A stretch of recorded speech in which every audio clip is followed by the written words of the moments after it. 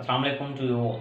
This is Majid Imam Joki, and today we are going to take comparative analysis of the Nehru report and the 14 points of Qaid-e-Azam. इससे पहले हमने Nehru report को study किया था और 14 points of Quaid-e-Azam को study किया था और इन दोनों वीडियोस का लिंक डिस्क्रिप्शन में अवेलेबल होगा. Today we are going to take comparative analysis of the Nehru report and the 14 points of Qaid-e-Azam. We have to analyze कि इन दोनों के दरमियान सिमिलैरिटीज़ क्या हैं और डिससिमिलैरिटीज़ क्या हैं या कॉन्ट्रडिक्शंस क्या हैं. तो पहले हम सिमिलैरिटीज़ देखेंगे कि इन दोनों नेहरू रिपोर्ट और 14 पॉइंट्स में सिमिलैरिटीज़ क्या थी. जो पहली सिमिलैरिटी थी वो ये थी कि कॉन्स्टिट्यूशनल फ्रेमवर्क. नेहरू रिपोर्ट और 14 पॉइंट्स ऑफ कायदे-ए-आज़म इन दोनों का जो सोल मकसद था वो था इंडिया के लिए कॉन्स्टिट्यूशनल फ्रेमवर्क मुरतब करना, कॉन्स्टिट्यूशनल फ्रेमवर्क देना ब्रिटिश गवर्नमेंट को इंडिया के कॉन्स्टिट्यूशन के लिए. तो ये एक अहम सिमिलैरिटी थी इन दोनों के दरमियान कि both strived to give a constitutional framework for India, for the Indian constitution. जो दूसरी सिमिलैरिटी थी इन दोनों के दरमियान वो थी separation of Sindh. Nehru report और 14 पॉइंट्स ऑफ कायदे-ए-आज़म की दूसरी सिमिलैरिटी ये थी कि both demanded the separation of Sindh from Bombay. Nehru report और 14 पॉइंट्स दोनों में सिंध को बम्बई से अलग करने की डिमांड की गई थी. The third same thing or the same recommendation that was found in both Nehru report and for the 14 points of Qaid-e-Azam was that both demanded reforms in NWFP and Balochistan. Nehru report और 14 points of Qaid-e-Azam इन दोनों में NWFP यानी north west frontier province और बलूचिस्तान के लिए reforms की demand की गई थी कि इन दोनों में कॉन्स्टिट्यूशनल रिफॉर्म्स की जाए.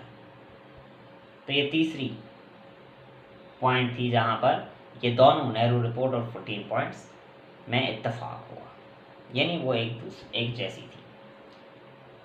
The fourth point which is similar in both Nehru and report and 14 points is that both wanted federal form of government for India. यानी जो इंडिया का नेक्स्ट कॉन्स्टिट्यूशन हो वो फेडरल स्टेट बनाए, इंडिया को एक फेडरल स्टेट बनाए जिसमें सेंटर के पास कुछ इख्तियारात हों और जो प्रोविंसेस हैं उनको ऑटोनॉमी दी जाए ताकि वो अपने अपने मामलात में खुद मुख्तार हो, ऑटोनोमस हो और अपने डिसीशंस खुद ले सकें. तो ये सिमिलैरिटीज़ थी इन दोनों के दरमियान. अब हम देखेंगे कि इन दोनों के दरमियान नेहरू रिपोर्ट और 14 पॉइंट्स ऑफ कायदे-ए-आज़म के दरमियान डिससिमिलैरिटीज़ क्या थी या कॉन्ट्रडिक्शंस क्या थी. तो पहली जो कॉन्ट्रडिक्शन है वो थी मुस्लिम रिप्रेजेंटेशन पर. यानी नेहरू रिपोर्ट और 14 पॉइंट्स में मुस्लिम रिप्रेजेंटेशन की जो बात की गई वो कुछ मुख्तलिफ थी. नेहरू रिपोर्ट में 1/4 रिप्रेजेंटेशन की बात की गई, 1/4 रिप्रेजेंटेशन, और जो 14 पॉइंट्स ऑफ कायदे-ए-आज़म थे उनमें मुस्लिम्स के लिए 1/3 रिप्रेजेंटेशन की बात की गई. तो ये पहला पॉइंट था जहाँ पर ये कॉन्ट्रडिक्ट करती है नेहरू रिपोर्ट और 14 पॉइंट्स कि नेहरू रिपोर्ट में 1/4 रिप्रेजेंटेशन की बात की गई और 14 पॉइंट्स ऑफ कायदे-ए-आज़म में 1/3 रिप्रेजेंटेशन की बात की गई थी. The second point on which a conflict arise between the two Nehru report and the 14 points is that both recommended different form of election, method of election. अब जो नेहरू रिपोर्ट था उसमें सेपरेट इलेक्टोरेट्स को अपोज किया गया था, जबकि जो 14 पॉइंट्स ऑफ कायदे आज़म थे उनमें सेपरेट इलेक्टोरेट्स की बात की गई थी। सेपरेट इलेक्टोरेट्स की बात 14 पॉइंट्स ऑफ कायदे आज़म में की गई, जबकि जो नेहरू रिपोर्ट जो 14 पॉइंट्स ऑफ कायदे आज़म से पहले पब्लिश हुआ उसमें सेपरेट इलेक्टोरेट्स की मुखालफत की गई थी। तीसरा जो पॉइंट है वो ये है, जो कॉन्ट्रडिक्शन था इन दोनों के दरमियान वो था माइनॉरिटी राइट्स पर। अब जो नेहरू रिपोर्ट थी उसे एक हिंदू वर्जन तस्वर किया जाता है, और जो 14 पॉइंट्स ऑफ कायदे आज़म है उसे एक मॉडरेट और सेक्युलर एक कॉन्स्टिट्यूशनल रिकमेंडेशंस माना जाता है। नेहरू रिपोर्ट में माइनॉरिटी राइट्स को इग्नोर किया गया था। नेहरू रिपोर्ट में जब बात हुई कि Muslims should not be granted separate electorates, तो इट मीन्स के जो नेहरू रिपोर्ट थी वो मुस्लिम्स के इंटरेस्ट के अगेंस्ट गई, और इस तरह ना सिर्फ मुस्लिम्स बल्कि दूसरी कम्युनिटीज़ जो दूसरी माइनॉरिटीज़ थी उनके इंटरेस्ट्स के अगेंस्ट गई।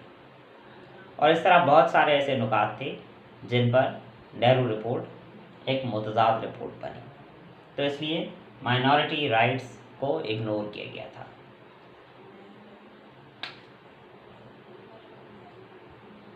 जो चौथी कॉन्ट्रडिक्शन है इन दोनों के दरमियान वो ये है, पहले हमने स्टडी किया सिमिलैरिटी कि दोनों ने फेडरल फॉर्म ऑफ गवर्नमेंट चाहा।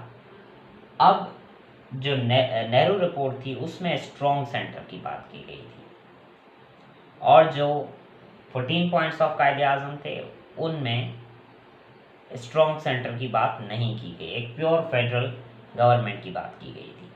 लेकिन नेहरू रिपोर्ट में फेडरल गवर्नमेंट होने के साथ साथ जो सेंटर था उसको मजबूत करने की बात की गई, यानी जो रेजिडरी पावर्स जो गवर्नमेंट के होंगे वो सेंटर के पास होंगे।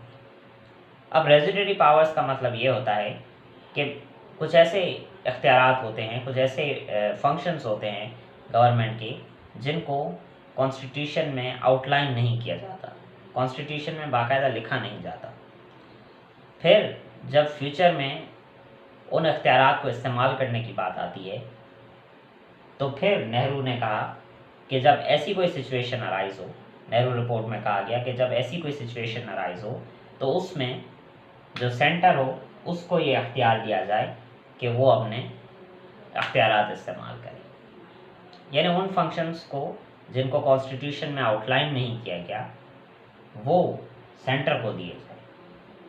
तो इस तरह सेंटर को मजबूत करने की एक बात की गई थी, जबकि जो 14 पॉइंट्स ऑफ कायदे आज़म थे उसमें कोई ऐसी बात नहीं थी, उसमें प्योर फेडरल गवर्नमेंट की बात की गई थी। तो आज हमने स्टडी किया, कंपैरेटिव एनालिसिस किया नेहरू रिपोर्ट का और 14 पॉइंट्स ऑफ कायदे आज़म का। हमारा जो नेक्स्ट वीडियो होगा या लेक्चर होगा वो होगा इलाहाबाद एड्रेस पर। That is enough for today. Thank you so much and अल्लाह हाफिज़।